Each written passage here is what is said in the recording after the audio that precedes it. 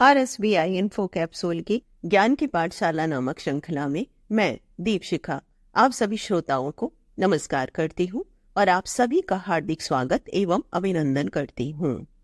आज की इस कड़ी में मैं आप सबको आदि जगत गुरु शंकराचार्य के जीवन की एक अद्भुत घटना बताने वाली हूँ, जो आप सबको आश्चर्य से भर देगी।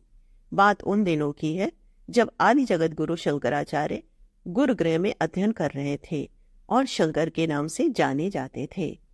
उन दिनों गुरुगृह में अध्ययन करने वाले सभी शिष्य नित्य भिक्षा के लिए जाते थे।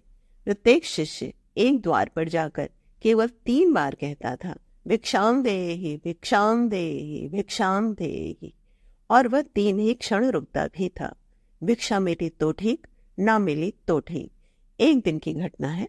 शंकर एक झोपड़ी के द्वार पर गए और भिक्षाम देहि, भिक्षाम देहि, भिक्षाम देहि का स्वर उच्चारित किया। झोपड़ी के अंदर से एक वृद्ध माता निकली और रोते हुए बोली, ब्रह्मचारी, मेरे घर में तो भिक्षा देने के लिए कुछ भी नहीं है। मेरे पति रोगशैया पर पड़े हैं। एक छोटा सा बालक है जो भूख के कारण व्याकुल है। मैं काम पर भी नहीं जा सकी। ऐसे में मैं आपकी सेवा नहीं कर सकती। इतना कहकर वह माता फुट फुट कर रोने लगी। शंकर ने उस माता को धैर्य बंधाया और कहा कि माँ, प्रभु से मैं प्रार्थना करूंगा कि वे आपका कष्ट दूर करें। बस इतना कहकर शंकर मुड़ गए। तभी वह माता दौड़कर अंदर से एक सूखा आंवला ले आई और बोली, ब्रह्मचारी, मेरे घर में यह एक सूखा आंवला है। इसे आप यदि ग्रहण करें तो मुझे प्रसन्नता होगी। शंकर ने प्रेम पूर्वक भिक्षा ग्रहण कर ली। रात्रि में जब वे सोने चले तो उन्हें नींद न आई। उस वृद्धा का चेहरा उनके नेत्रों में घूमता रहा।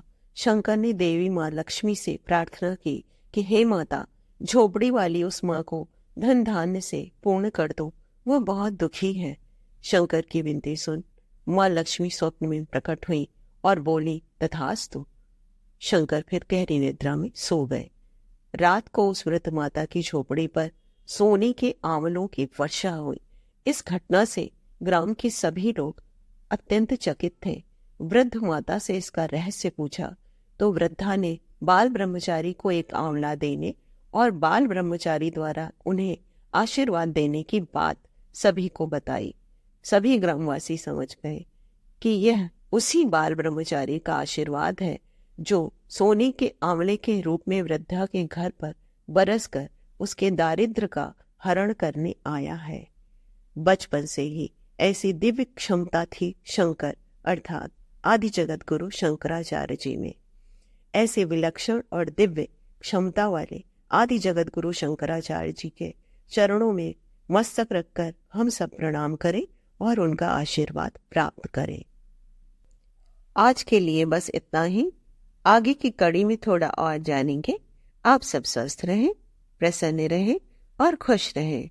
RSBI इन्फो कैप्सूल में शीघ्र ही फिर मिलने की मनोकामना के साथ मैं आप सबसे विदा लेती हूँ। धन्यवाद।